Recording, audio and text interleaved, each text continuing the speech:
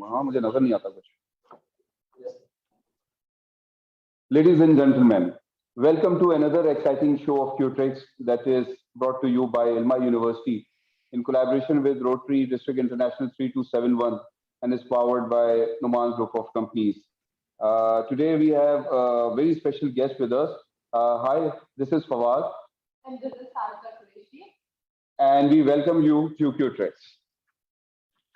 Well, Qtrix seeks to bring the world's top-most CEOs, presidents, directors, chancellors, vice chancellors, rectors, researchers from academia and industries of developed countries in front to speak out hot-button issues related to quality trends and new directions in post-COVID-19 digitech world. Ladies and gentlemen, the topic of today's show is redefining accreditation and evaluation processes in digitizing and automated environments like European good practices and reforms.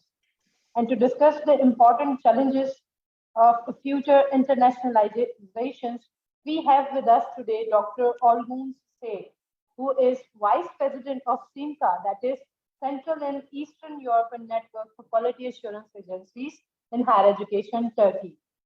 Before starting our conversation with him, let's see his short profile video.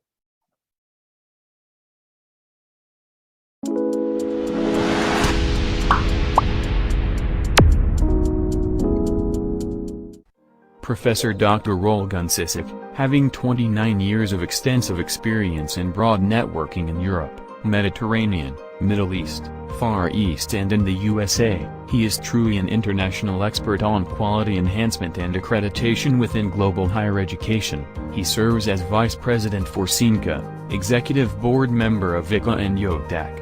He is an international reviewer and evaluator on internal and external quality assurance and accreditation processes for program and institutional level for many quality assurance agencies within Europe and worldwide. He is also serving as an advisory board member, accreditation committee member and international strategic council member for some agencies while participating in quality assurance related projects within the European Commission as well as World Bank with his teaching, research, accreditation and quality assurance experiences and networking in global higher education area. Olgun holds a PhD in Management and Tourism, University of Dakar, Turkey, and MSc in Business and Tourism, University of Surrey, UK, and BSc in Tourism and Hospitality Management, University of Uludağ, Turkey. Ladies and gentlemen, let's welcome Professor Dr. Olgun Cicek. Hello, Dr. Olgun. Welcome to Qtrix, and we are really happy to have you on board. Hello, Olgun. How are you? Fine, fine. Thank you very much. It is really pleasure to be with you and honor and appreciate that you invited me. And I follow your wonderful discussions with all the colleagues and experts throughout the past months. And now it's my privilege to share with you and be in your platform. Thank you. Appreciate it. I hope you are also doing fine as well. We are good, and it's really an honor to have you on board. And actually, the show is having a different pattern as compared to other shows that are being going on. First of all, we thought of launching a show so that we can bring in front of the world academic and industrial celebrities. Because generally, we as an audience hear and get lessons and teachings and research from you people in conferences, in workshops, in seminars. But there is no such show generally in Pakistan in which we can interview you people and we can discuss what the things are going around. We can share different questions on behalf of audience. And we can also explain you people from the developed countries so that, because we want to know how and what made you reach to these high level positions, so that we can have an idea, our audience can have an idea, because our students, faculty, staff from our university and other universities are listening to these shows. So I hope today's show will not only be highlighting accreditation processes and its importance, but also we'll be looking into your insight and we'll be learning and getting tips as to how to reach to such big positions and how to manage such mixed tasks and responsibilities. And plus, this show will actually let the audience or let the person, the invited person, feel the celebrity, because no one is highlighting, such academic people. So we are highlighting them and calling them as a celebrity. So you are the celebrity of this episode, Olgun. Thank Oh you. dear, oh dear. I feel really privileged and honored now. Appreciate. I just took note on that. Academic celebrity. I like that word. It sounds really great and first time I heard, and it's my pleasure and honor to be in that category. Thanks for that. That's true. I think as an academics, we are really not very good in positioning ourselves, promoting ourselves because we have our own academic world and we are more focused on our student issues and research, this and that. But we need that networking. So the short cut answer to your comment and question, Fawad, is networking. I think is the key word. That how I really am at this level. I have been all around the globe and worked had the privilege to work with colleagues from different countries, different cultures, different disciplines.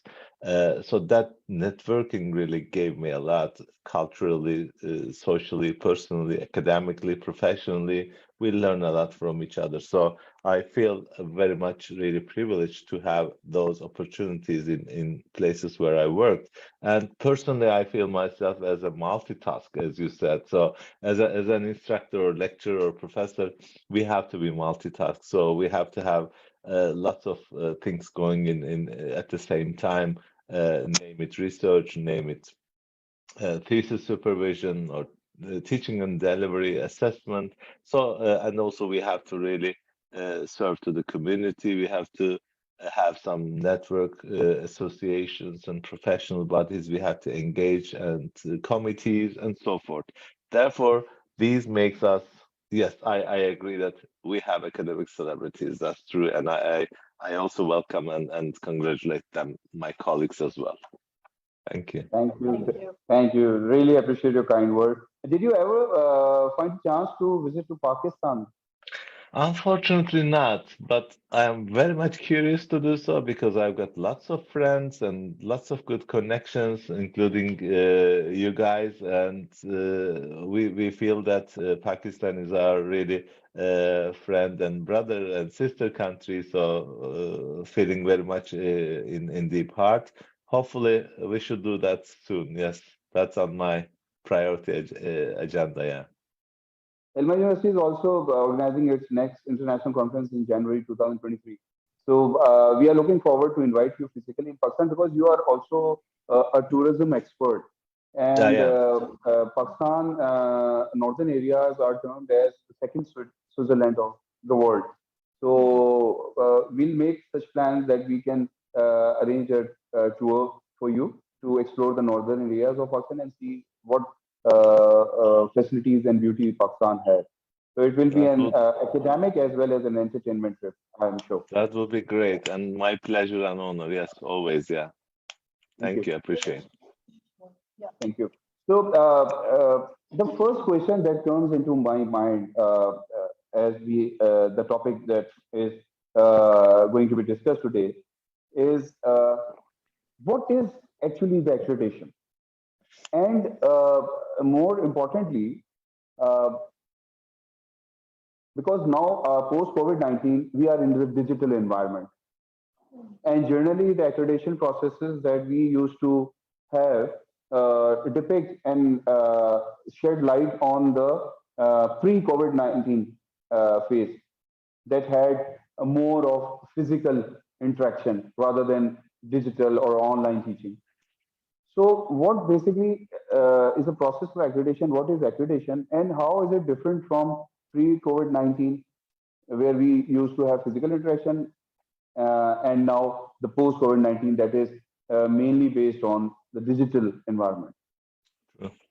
Thank you. I think this is really an important point to begin with. Exactly. Pre-COVID and post-pandemic, as we call accreditation.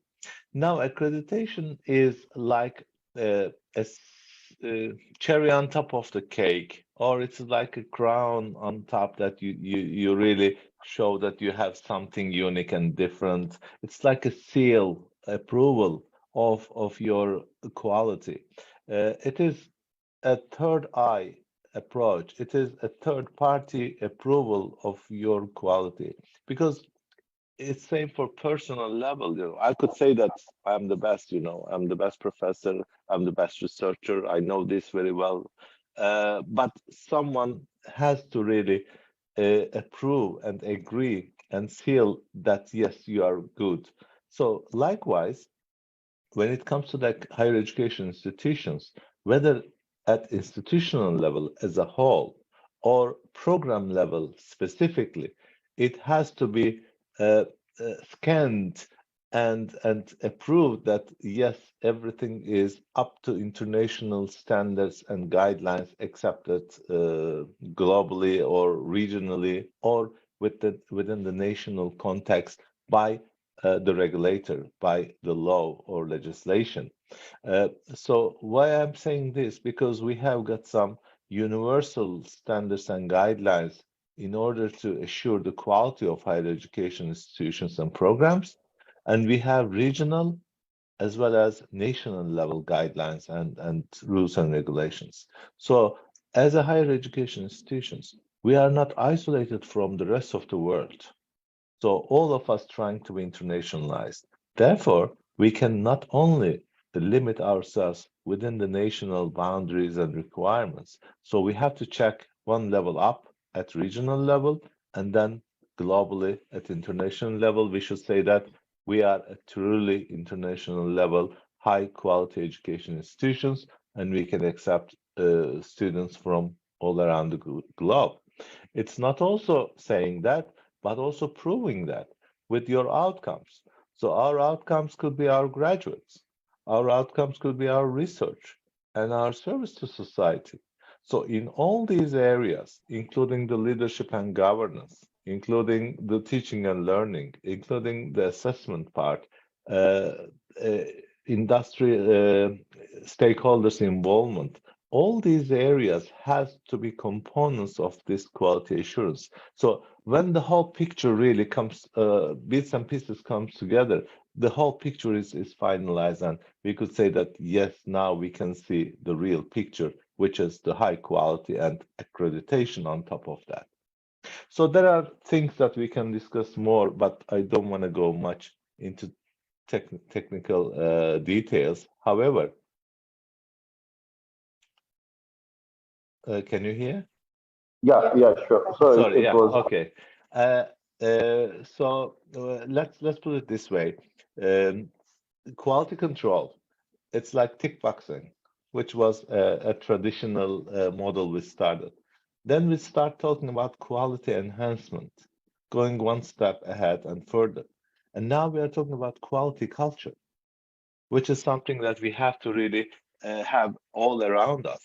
I call this like what whatever the water for a fish is, the quality should be same for us within the academia. So we live in it, but we don't know what it is. So you asked me the definition, but it should be difficult to define because it's everywhere. I cannot a fish cannot define a water for him or herself because it's everything and everywhere. So the quality is something like that. If we have a quality culture, then we got it. So it is all around us, inside, outside, 360 degree and globally.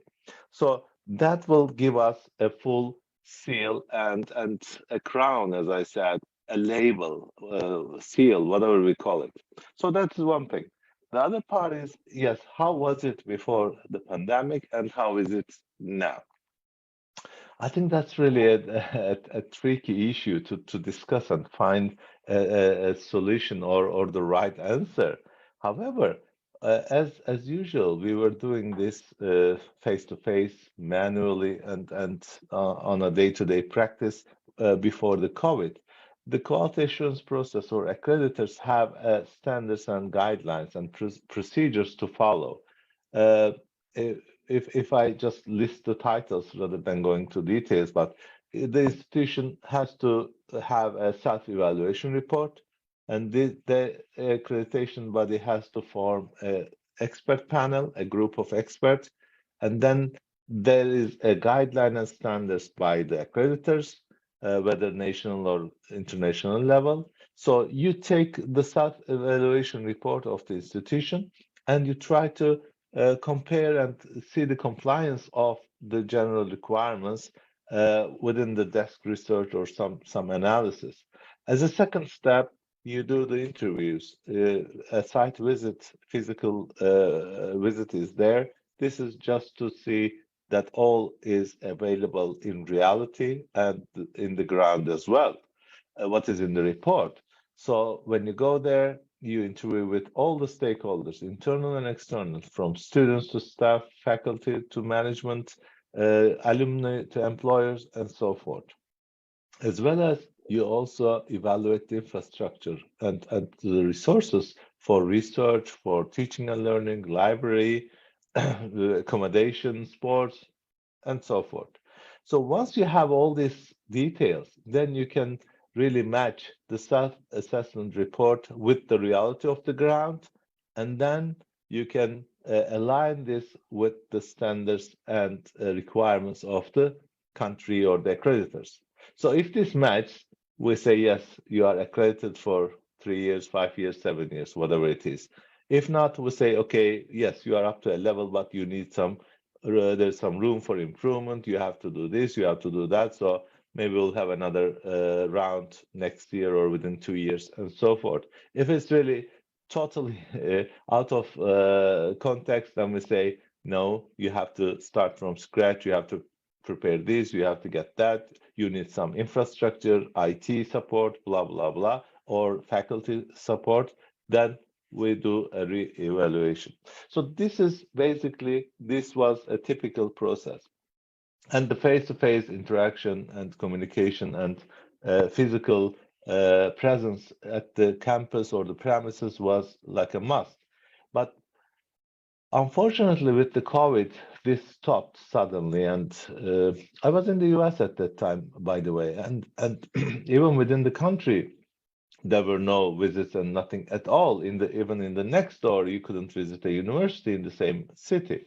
So therefore, we need to find a new format as an accreditors, like the teaching and delivery version of the pandemic process together with the IT support. We also developed digital site visits or online evaluation, as we call.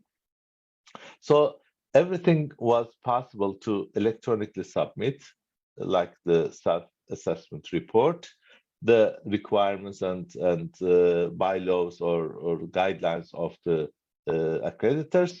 You again bring them, but everyone, the expert panels are not really in the one place, but everyone with their respective cities or countries or universities. And we arrange Zoom meetings like we do today, and we discuss, okay, your idea about the report or suggestions, and then the evaluation start. The second round is the interview, again via online. I had a few really interesting cases that I would like to share with you. Uh, uh, with with one of the accreditors from Europe, we did an online evaluation, a university in Macau, for example, and all the 5 members were in totally different parts of the world. One in UK, one in US, one in Australia, one in Cyprus, and so forth. And the university was in Macau. So we try to really connect and get all these what we are supposed to do physically, and we managed that. At basic level, it worked, and we did our part. And then again, the experts get together, discuss, and write the reports and submit reports online. So the whole process is possible to do via online, which we did, and we have been doing it now as well. So that is the shift from physical to digital. I think I should stop here because I talked a lot and there are lots of things to put, but I don't want to really go into much technical. But with your maybe questions, we can elaborate. So I hope it covers your question. Uh, Maybe one more thing. If you ask me which one you prefer or which one you like, that's something else we can discuss. I think that's the tricky Okay. point, All maybe. right. So I'll take forward my next question, and it will be highlighting the previous that we discussed, Let's and do then that. do you have any questions? I Yeah. have a question related to the discussion that we did right now. As we face like a lot of challenges during this COVID-19 situation. So, what do you think? What were the strengths and what opportunities were created for the students and for the institutions, like higher education institutions? What were the strengths and opportunities like after COVID-19 that produces? Could you please shed a light on Yeah, it? yeah. Opportunities for students, you said specifically? Yeah, Okay. yeah. Uh, The students yeah, and the institution both.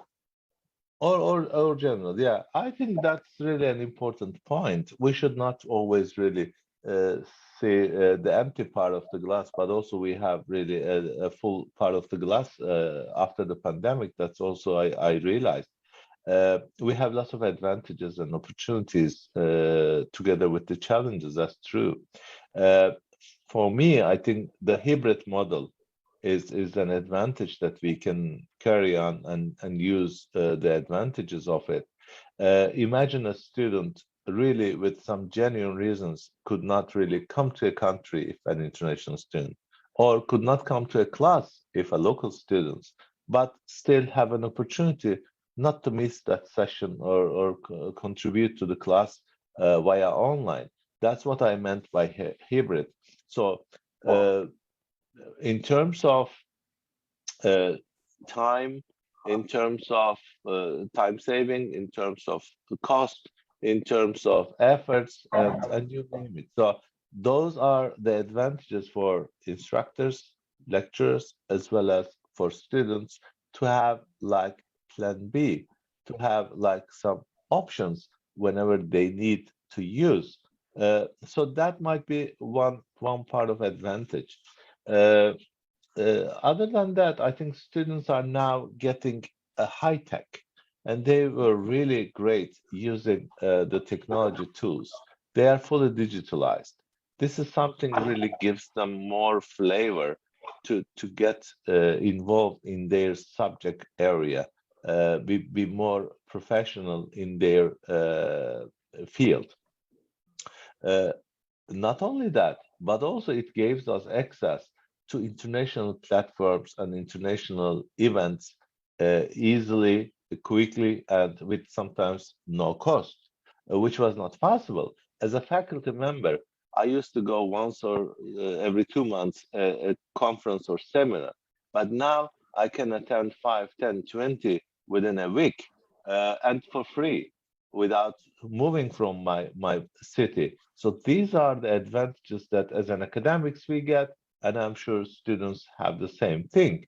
And now with the digital library everywhere, all around the globe, they are all connected and open sources are amazing. So uh, you can easily get access to these resources, whatever you are looking for. It's good for researchers. It's good for networking. I think I did most of my networking last 2, 3 years while we were locked down or remote, thanks to technology, and we should take the advantage of that. Now, what we are doing now is also an example of that. It would be difficult for me to travel, and it would be costly, it would be time consuming, and so forth. But now, easily we can connect anytime and get exchange and network and uh, share the best practices. I think that's the keyword. We now can share the best practices easier than ever. Like, So on the spot, we can get lots of advantages for all the stakeholders of the academia. That's for sure. it was easier to have the collaboration at national and international levels both, being linked Absolutely, to each other. Okay. absolutely. People, Another thing that I was going through is that because you have been serving and you are part of evaluation team of numerous accreditation bodies Yeah, internationally. Like there are a lot of bodies like QAA, like I've you got are 30. working, yeah, the AACSB, QM Quality Matters, and there are a lot of things and accreditation bodies in your plate. But what I saw and observed is that when we study the rubrics of different accreditation bodies, like they segregate different parts for the accreditation process. Like they focus on the regulatory or statutory requirements. They focus on faculty, alumni, students, Curriculum. admission and examination processes, curriculum, research is the most important area. But what I observed and found is that different accreditation bodies have allocated different marks to these different standards. Like some accreditation bodies give highest priority to research, then second priority to faculty, then third priority to students. Likewise, some accreditation bodies give highest grades to faculty, then to research, then to alumni. So different accreditation bodies focus uh, in terms of marks differently to different standards. So what do you think is the most important standard at number one? Then what is the number two important area? What is the number three? What are the three or four main areas that every university should focus so that whether they apply to X, YZ accreditation body or they apply to ABC and uh, whichever body they choose, they get highest marks and they get surpassed by the accreditation agency. Yeah, thank you. I think this is really a meaningful and very important point for us. But before I go in detail, I should tell you that with my experience around 30 different QA bodies, the core components are same. In academia, we are evaluating the same things, but with different tools, with different methods, with different perspectives, different priorities. But the core components are the same. I'll talk about that in a minute. What Yeah, makes the difference is actually connecting with the pre-COVID and post-COVID, also the cultural components, the reality of the ground, the rules and regulations, policies and procedures, the way that we do things makes the difference. The system, the structure that you have, the governance structure that you have is really the main dominators. yeah, However, at the end of the day, I have worked almost all around the globe with different institutions. Uh, why I said the core component same is we have students. I think students is students everywhere in the world. We have lecturers, instructors, professors, same. We have courses, curriculum, content, syllabus everywhere. We have library resources, computers, labs, blah, blah, everywhere. Okay. We have the industry, we have the internship, the graduates need to go and work somewhere, and we have to have some connection with them. So basically, when you look at the whole picture, I think it is the same. But the colors and the pieces and bits and pieces are different because of those reasons that I just mentioned. When it comes to the weightage, why they are giving different weightage to different components and why they are prioritizing it is another issue we can discuss. And that's true, and maybe it has to be like that. I agree with that. For example, it depends on the mission of the institution, whether it's a university or it depends on the mission of the higher education council or the accreditors or the directions that the country has. It depends, maybe they as per their priority areas. Uh, what are they really putting emphasis on? Whether it is research, whether it is teaching and learning, whether it is service to community, depends on how the government or the regulators are guiding and directing, or the political power is really requesting from the education policy to do. Uh, it also depends on the resources available. Sometimes yes, we would really give high weightage to research, but we don't have research tools. We don't have funds. We don't have labs. We don't have these and that projects to support. So that would be really challenging. So these are main things. But on the other hand, if you ask me what would I weight more, for me, I think the backbone is teaching and learning. Whatever happens in the classroom between students and the lecturer is, or in the lab between the researcher and the student learners, is the core uh, side or core value, the core activity of what we are doing. And the rest is serving and supporting or surrounding these core components. So teaching and learning is like a must and priority. In order to have this properly, we need leadership and governance. Their support, their approach is really important. And of course, the research component. So if you ask me top three, I would say these. It doesn't mean that the rest are not really important, but prioritizing it goes in that direction. I completely agree with you because if the governance system is good and universities operating as an autonomous body where Yeah, powers have been delegated to different statutory bodies, then obviously the university would be achieving its mission. University would be focusing on research. University would be focusing on teaching and learning. absolutely. Yes, so and most of all, student support is very important because if when the student gets admission in the university and when he or she needs to graduate into that program, so during that tenure or age, if student support function is excellent and good and is in place, the student would not only be completing his or her program, but he or she would be transforming himself or herself and would be ready to serve the industry or academia in a better manner. So I completely agree Exactly. with you.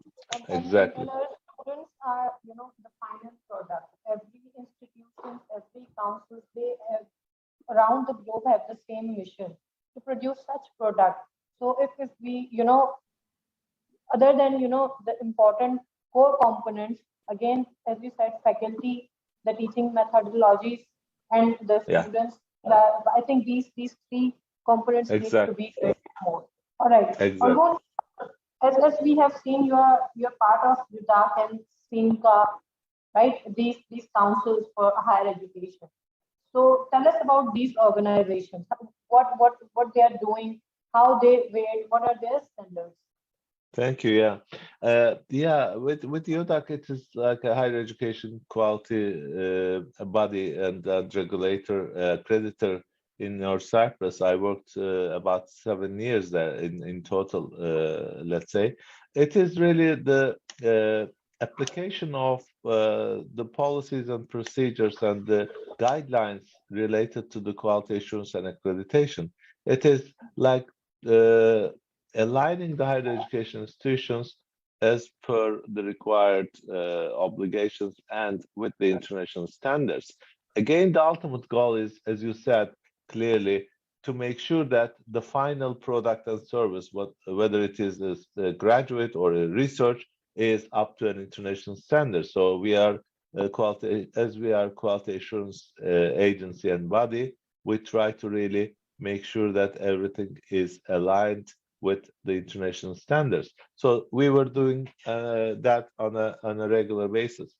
In terms of CEENQA is like an umbrella. We have around 42, 43 members, agencies from 25 different countries within the Central and Eastern European region. We try to serve and support member organizations, associations, as per their practices. What we do basically, we try to organize sessions and activities, events that we can share best practices. We try to prepare guidelines and standards, and as well as some uh, uh, support recommendations, project support to our members. Another thing that we do is staff exchange scheme. to learn from each other, that from the best practices, as I said earlier. Conferences, annual workshops, and so forth. It's a membership organization. We have the board, we have the General Assembly, we have the projects. We also have two projects from European Union that supports our agencies in two different countries with the development of quality assurance agency and the procedures and so forth. So I believe these kind of regional associations like ENQA or CEENQA, APQN in your part in the Asia, CHEA in the USA are really like not the authority but also umbrella to really always support their member organizations and share the best practices. So basically, it's a network of the other agencies around the globe. It is perfect. Yes, exactly. We are a big network of quality assurance agencies, and we are in the same level. So we really exchange a lot. We support each other a lot, and we produce together to our member agencies. We coordinate all these activities. I see a problem here in Pakistan or maybe in other developing countries. Uh, see, there are different types of institutions, universities working here in Pakistan. Let's take Yeah. example of Pakistan. Now, we, the universities, have started thinking of getting international accreditations at program level and institution level, so that we can improve the quality and we can move to the next step. Because as of now, there are a few bodies, accreditation bodies here in Pakistan that are working under the direct umbrella of Higher Education Commission of Pakistan. These are not independent agencies, and these are functioning under the guidelines of Higher Education Commission of Pakistan for business programs or for computing programs or for technology programs or for agriculture programs. There are different agencies. And we have now started realizing that in order to compete with the international universities, we need to now get international accreditations. Now, what we do, we are generally unaware about different accreditation agencies in the world. Now, we know few names of the accreditation agencies. Agency A, Agency B, Agency C, that's it. Now, when we approach those agencies for accreditation, they tell us about the procedure, they tell us about the standards, they tell us about the fee structure. And the most important thing is that we are interested in knowing the timeline that they require to complete the accreditation process.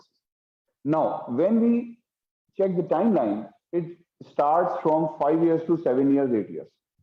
The top international agencies of the world, few of them.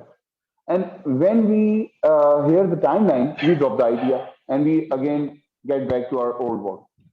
It means the young universities in Pakistan that are not older than 50 years, or maybe 10, 20 years, 30 years, so they want to have international accreditations from those agencies, which generally take 2 or 3 years to give the accreditations. Obviously, after fulfilling all the requirements and on the merit, but we need those agencies, but we are unaware of those agencies. So I think my question is that what are those agencies that focus on young universities whom we can approach and we can apply for international accreditation, and we can get 2 or 3 years accreditation quickly, rapidly, because we have fulfilled a lot of things, but not those things that are required by top international agencies. And if we inculcate or implement those standards here, it will obviously take 5 to 7 years to inculcate that culture and to get the evidence. So this is an issue with us. I think usually I believe the national accreditors should be on the institutional accreditation, not in the program accreditation. Okay. So the program accreditors should be independent. That's fine. I think that also exists in Germany, in Turkey, in some other countries, Spain. There are agencies doing the program level as well, but they are independent. Kazakhstan, for example. So therefore, you have to differentiate this. There are advantages and disadvantages of getting program level accreditation from the local accreditors. Hmm. That might be an advantage to have it rather than not having it all. However, it will not really guarantee and take you to an international level. So therefore, you need to have another accreditor internationally well known, renowned, so that your program will be visible and attractive and quality assured. Uh, so I would recommend to go maybe on this line. Uh, I know that international accreditors program level are maybe taking too long. It could be too costly in some case, too much paperwork, bureaucracy, time consuming, and this and that.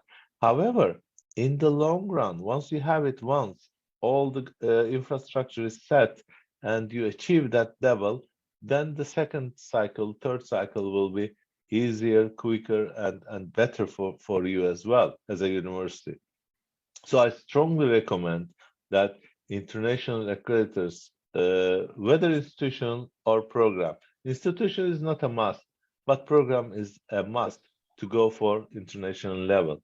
So where we can find these accreditors, if you look at the CEENQA website and their members, you will find under the associate and affiliate members, you find all the organizations. If you look at CEENQA website, our members do have lots of program accreditors. If you look at ENQA has mostly European level program accreditors, which are ECAR listed as well, which means that trustworthy. Moreover that, if you look at the CHEA website, you'll find all of them. You know, it's not only in the US, because US there are 70, 80, I guess, the accreditors in each respective field, including religion, including sports, you name it, everything. And they have also an international CHEA International Quality Group, which covers the global worldwide, like in the Inquire website. You can find lots of program accreditors there as well. Why I'm saying this? Because those are really well-known, well-respected, and highly experienced program accreditors that you can maybe find some of them towards your interested towards your programs that you are interested in. So that would really help to begin with. All right. Uh, I have another question. I see a problem out there in the current scenario. See, the institutions are producing PhDs, master level students in business management, in computer sciences, software engineering, media, and different areas. But see, now few of the things have gained a lot of importance in the coming years, like accreditation experts. What I believe is that, for example, I'm an accreditation focal person. Ilma University recently got accreditation of its business programs from National Business Education Accreditation Council, that is under the umbrella of higher education, and we got 3 years accreditation. So I was a focal person of that, and I was because I'm trained into that process. So I basically conducted and led that exercise, and we got it. But I got this from the experience because I've been into the field since last 25 years, and so it was all based on my experience. But there is no qualification.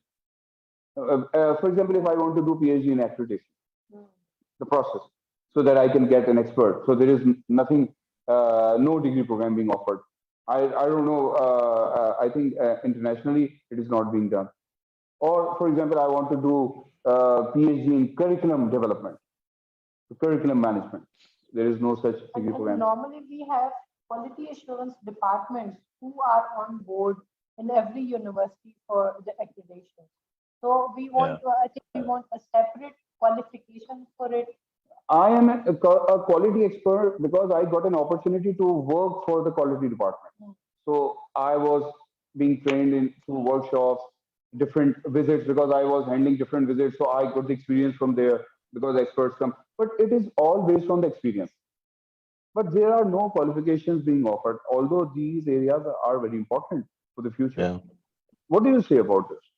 I think, yeah, very valid point. I totally agree. Likewise, same for me. I have been in this, as you said, maybe last 20 years. It's my personal interest and my Yes, personal experience and involvement. yes, Otherwise, I don't have any qualification in quality assurance and accreditation. Absolutely, you're right. And there are a few master's level courses, programs, degrees available in quality assurance, quality management, and so forth. But that's it.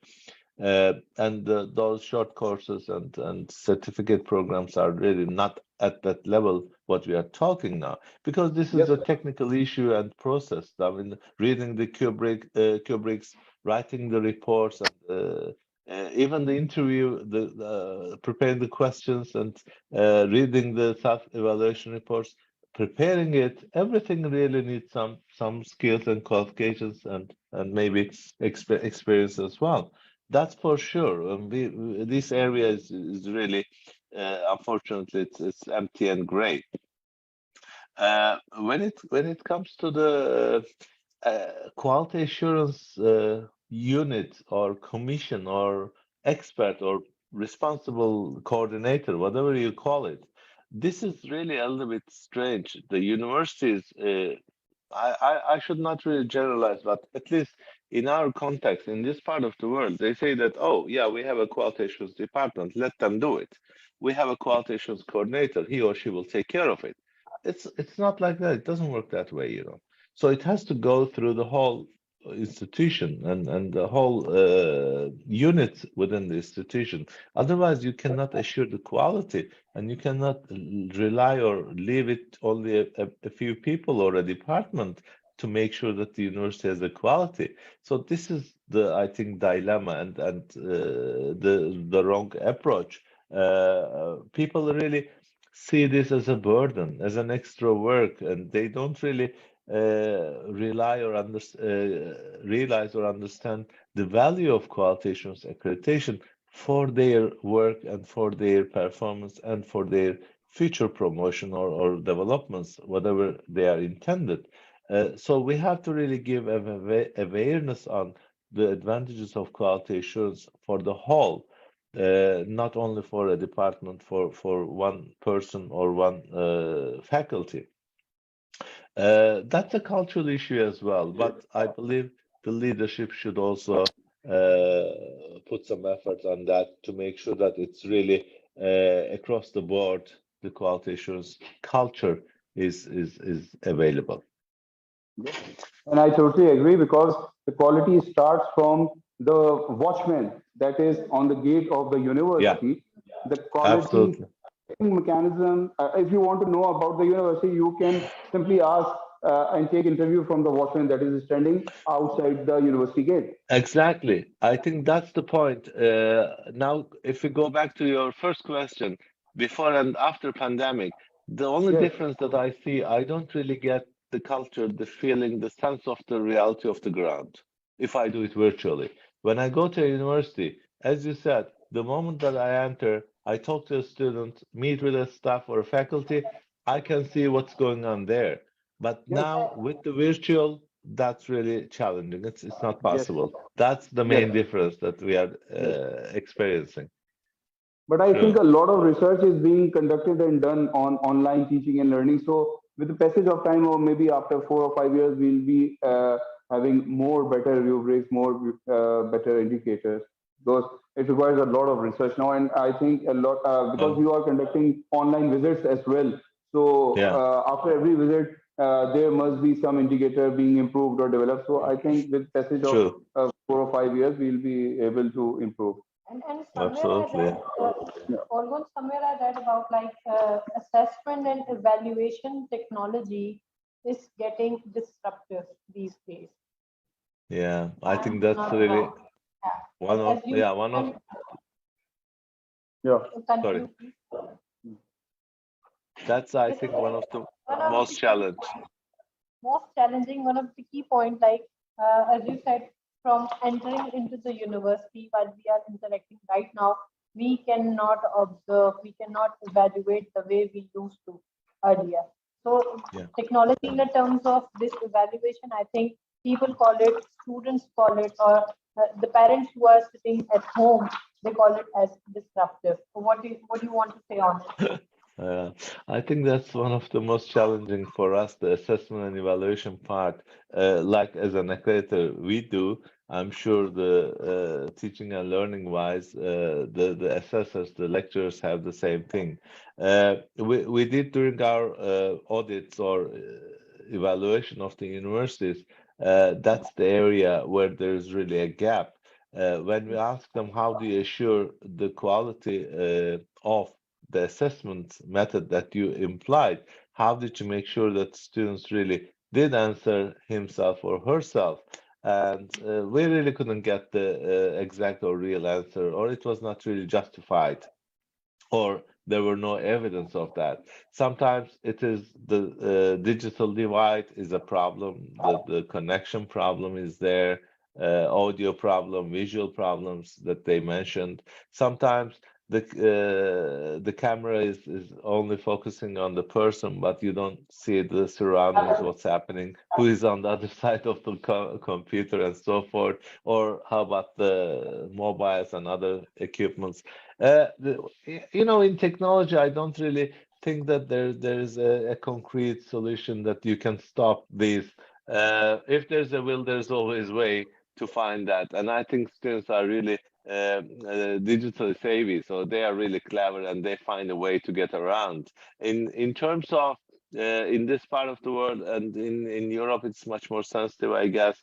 Then they, because of the privacy rules, because of the personal data protection and so forth. And even in Turkey, I heard that if a student doesn't want to share the camera because of the privacy at home and not convenient, you cannot force them to do so. But in the exam, you can get some signatures that they will do it beforehand. It is really complicated, and it is disturbing and it is disruptive. You are right. And I don't personally believe that we get the same results that we do in face-to-face and in person. That's for sure. But this is the reality. As Fawad said, maybe after 3, 4, 5 years, hopefully technology will find some solution for these as well, and we'll be better off in terms of assessment. That's the weak wing for us. That's for sure. Yeah. Normally, what tools the European countries or the Turkey use for these, evaluations? What were the digital tools being used? What were the? What digital tools are being used for these evaluations, either in Turkey or European countries, Uh, in the assessment, you mean the exams? in the terms of evaluation? Yeah, in the exams Yeah, and yeah, they do through their LMS, whatever they are using, whether it is Oracle or Moodle, or sometimes I heard that they do it through Teams and uh, or whatever their software. But they use the technology tools to do that. Do you mean this as a question? If I'm not misunderstanding? You're Yeah. getting the point. Yeah. I think like this, yeah.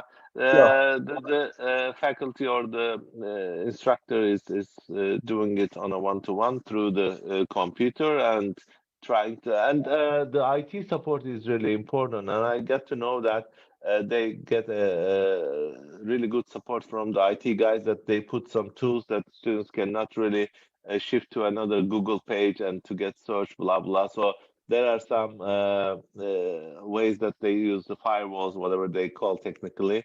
So this is individual level with the faculty and the IT support, and with the technology tools, the softwares that as we all use that I have just mentioned. I would like to apologize that I promised you that I would wrap up the show in 45 minutes, and now it's been 1 hour, and the show is getting I will interesting. I Given will that charge time for by time, this and send the bill to you. No worries. I I'll also take you to enjoyed northern that. areas of Pakistan and I'll compensate there. I didn't realize the time really passed that quick. Oh my God. Yeah, that's fine. Yeah, it was great. Go ahead. I see a very interesting thing I would share with you.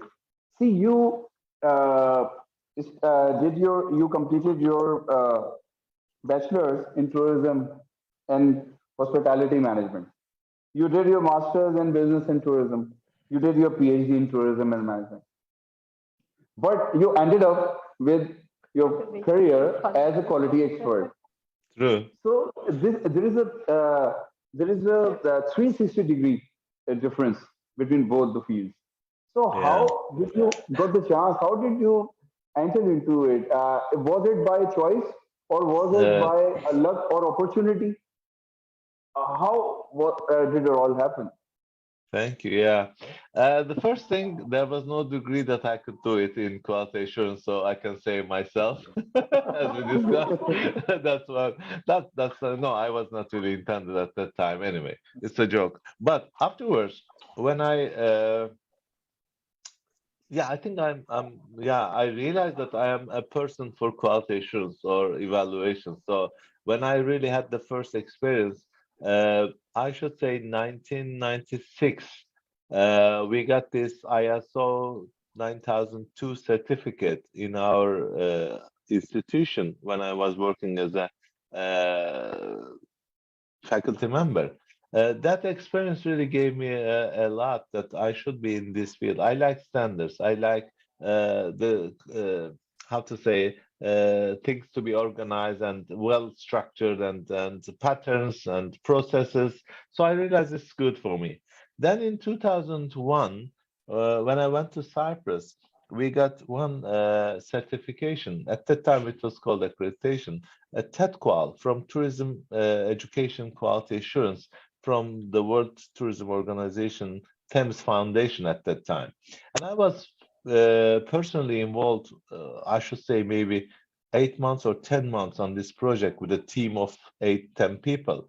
Really, we worked hard at that time to prepare the self-assessment report, all the evidences, all the procedures, blah, blah, blah.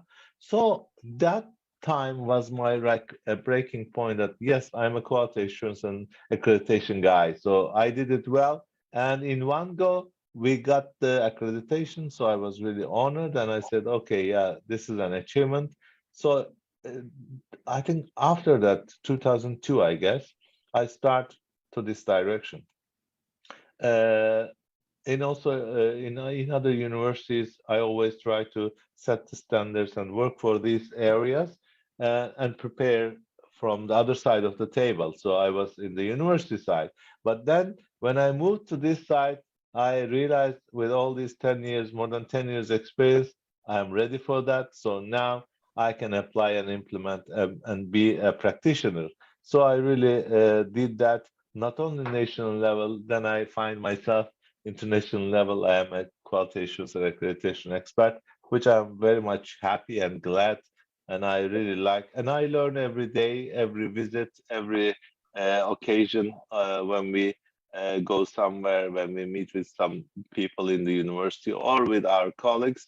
It is really like an ongoing process. It's never-ending journey. So quality is something like that. So therefore, I also enjoy and like it very much. Right. We'll be moving to the last section of the program, and Sajda will be handling that section, which is a rapid fire round. Ladies and gentlemen, I would like to tell you something before going to this session. Mr. Professor Dr. Olgun has been involved in various projects like ISO 9000 standards, European Union project, World Bank projects, principles and applications of CEENQA projects. And besides, I was also going through his profile, and he has been actively involved in alumni relations management, industrial trainings, internships, employer relations, international collaborations, more importantly, because he is also having a broad network across the globe. Though his field is totally different and he's serving for the quality assurances and accreditation process because he is also the expert and qualified tourism expert. So because he has been traveling to different countries of the world, so obviously he would be applying those educational knowledge and standards while his travel to the world. Also, I was looking through his profile, and he is also a networking specialist, and especially in global higher education in Europe, Mediterranean Middle East, Far East, and USA, and so forth. So a lot of things in his plate, and he has been working for the academia and industry. A lot of organizations he has worked for, diversified experience. This shows that whatever position you achieve and whatever top level you achieve, but the smallest position or job that you did in your career plays a significant role when you reach to the top position. Maybe Mr. Olgun or other experts have reached to these positions, but the most important thing that taught them to reach to this position, maybe it's the first job that was very basic job in which he learned basic tools. So what I'm trying to give the message is that whatever job you are doing, you should do it with passion, care, interest, and it is not necessary that you adopt your career in the field that you have qualified for. Luck and opportunity may take you to a different place, but whatever field this is, and whatever qualification you have achieved, it will play a significant role in the career that you have started. So over to you, Sajda. Thank you so Thank you. much. Thank you. Thank you. All right, Olgun, Fully are you agreed. ready for our rapid fire round? What's that? Say again? Are you ready for our rapid fire round? Okay, yeah, I'll as be you wish. asking you the instant questions, and you have to respond me that much instantly. Oh dear. And Okay, I'll do my best. Basically, we'll try to explore your personality and insight. Yes. So I cannot search in the Google then. Okay, go ahead. All right. Right. Should I start, Olgun? Yeah. Okay. What is the first thing you do when you wake up in the morning? Wash my face. Okay. And then coffee. Yeah, coffee. If that means I saw yeah. your cup. Yeah. Okay. Which book actually you are reading these days? Which book you are reading these days? I'm reading one Turkish book in about personal development, personality related, how to overcome the challenges, something like that. Okay. But the most important thing, I need to know the tip. How do you find time to read the book? Out of this, Just in the evenings, maybe half an hour. To be honest, yeah, you're right. or maybe in the travel days when you are traveling or you are on Yeah, the when we are plane. traveling, This is the best exactly. time. Absolutely. Okay, Olgun, what has been your favorite age? Age Yes. 40, 40. Yeah. Oh, perfect. I second your thought. Enjoy that. Yes. In which subject you were worst at school? Mathematics. Mathematics. By the way, Yeah. you good student or bad student or a mischievous I was a student? good student. No, I was top 3 always. Yeah, but except Alright. the math. And what about sports? Oh, worse. Yeah, I was not good, unfortunately. Okay. The most influential person in your life? Your Ooh. mentor. From the academia, you mean? No, basically, there are two type of mentors. First mentor, when you are going to start your career, the initial days of your career, the mentor is different. And maybe in the current days, there must be a different person who's your mentor. There may be two mentors. Oh, it's a tough question. Yeah, I'm just thinking. It's a Can political I pass? question. You should be diplomatic. Can I No, no, pass? if you Yeah, want- otherwise I have to be Yeah, if you want to diplomatic. do it, I can. Should Say I? again? See, I think father or mother is a role model for every child. So they must be Yeah, somewhere. personally, yes, but not academically. But my father was a bank manager, so personally, Okay. yes, with respect, but not academically. So I was thinking, I'm sure there are, but I couldn't get it. Sorry, yeah. All right. All right. Skip, Okay, Olgun. pass. All right. What is your hidden talent that we do not know? The world doesn't know about your talent. What is the talent? One thing. Talent. Yeah. Your hidden talent. Maybe you are a good singer. You are a good dancer. No, Maybe. No. No, oh my God. I don't, it seems I don't have any talent to tell you. Maybe table tennis? Okay. Yeah. Okay. All right. Would you ever like to appear in a reality show? Well, say again. Would you Live? ever like to appear in any reality show? No, I think I don't. I didn't. Okay. You're a celebrity now, Olgun. I am?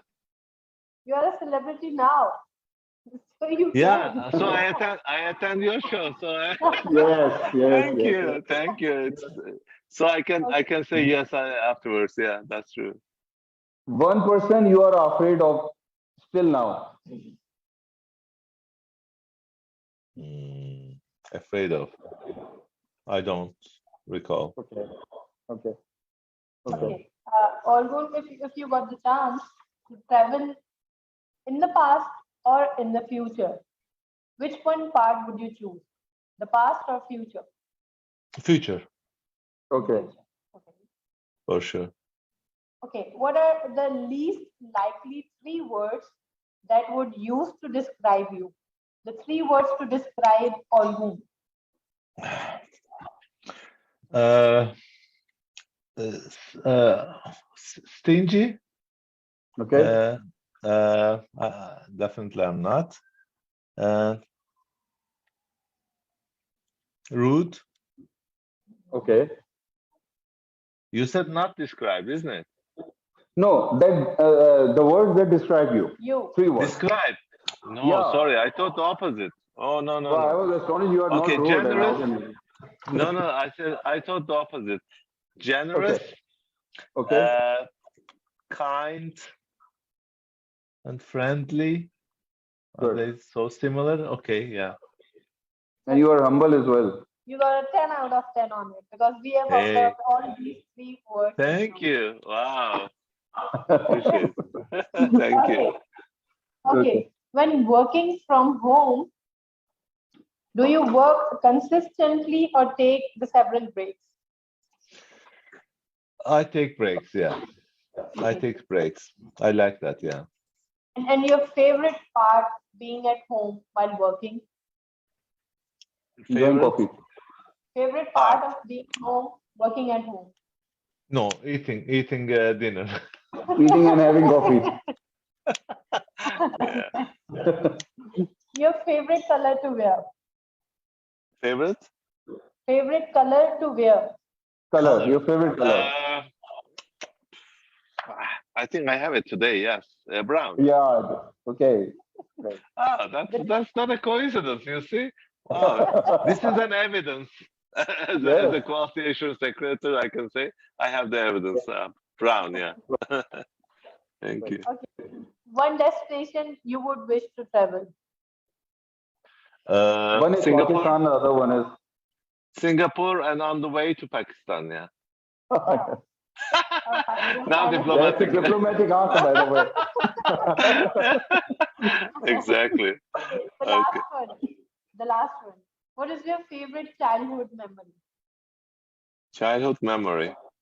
Yeah. Oh. Yeah, I think those field footballs that we were playing with the kids from the school, I think that could be one thing I remember. Yeah, playing football with my mates there at that time. Oh, You miss your childhood friends? Yes, because we never find again, the same Oh, spirit. That's true. okay. And what is your Things hobby? change. What do you do in your free time? To be honest, I don't have much hobbies. I shouldn't say as an excuse time, but that's one thing. But I tried at some stage sports. If it's a hobby, the tennis, I was very much keen on doing that, and I did at some stage, and I gave up. But that will be one thing I could say. Traveling is my like a duty and hobby both Yes. combined. I like it Yes. very much.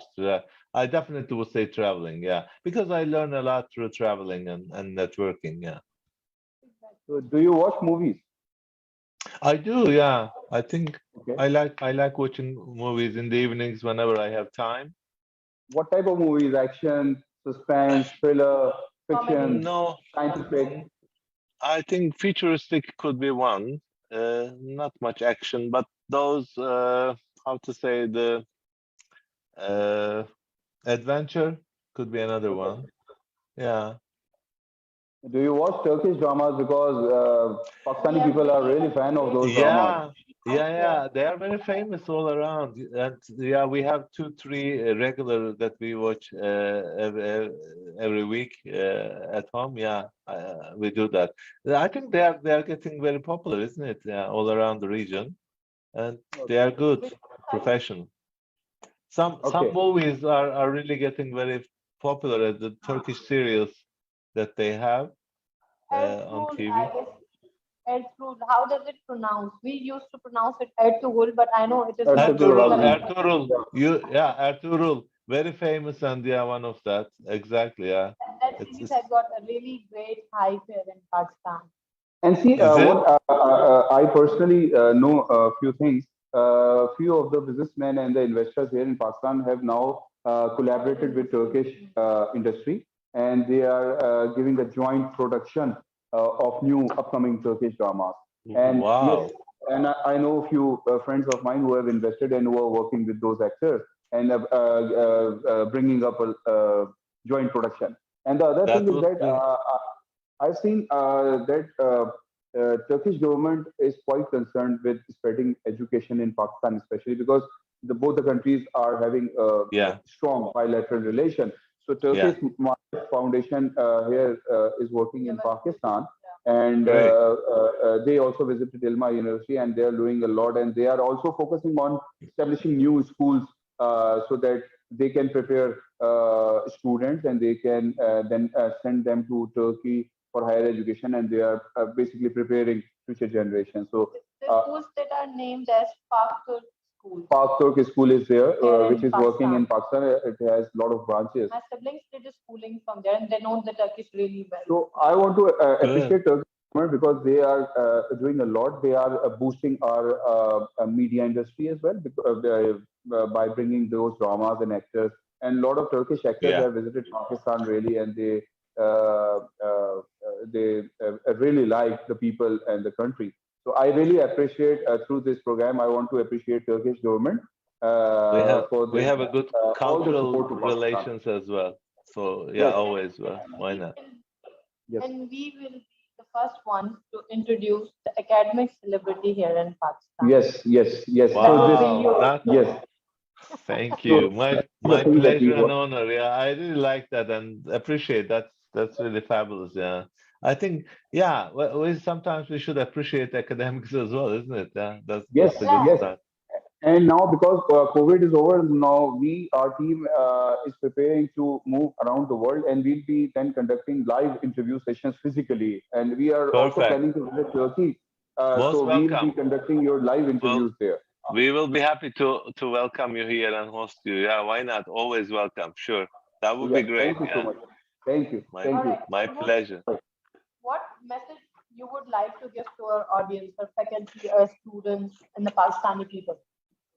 Thank you very much. I think after all this discussion about quality assurance, accreditation, and the higher education area, it is really something from my experience that I realize it's something that everyone has the same mission and goal. Every institution is trying to do the same thing. Every accreditor is following a similar pattern, similar rules, guidelines, and standards. But unfortunately, we don't get the same results. We are not at the same level because of some factors as we already discussed. So what makes difference is ourselves. So we have to really find our own way of doing things for the betterment of our youth, our graduates, our institutions.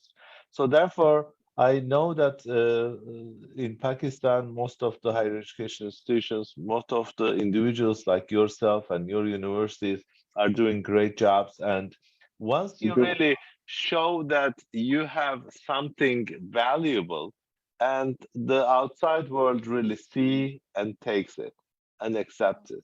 So I really should recommend that keep this spirit going, because I think you are on the right track, and we are not different. We are doing the same thing all around the globe with different ways and methods and tools, as I said.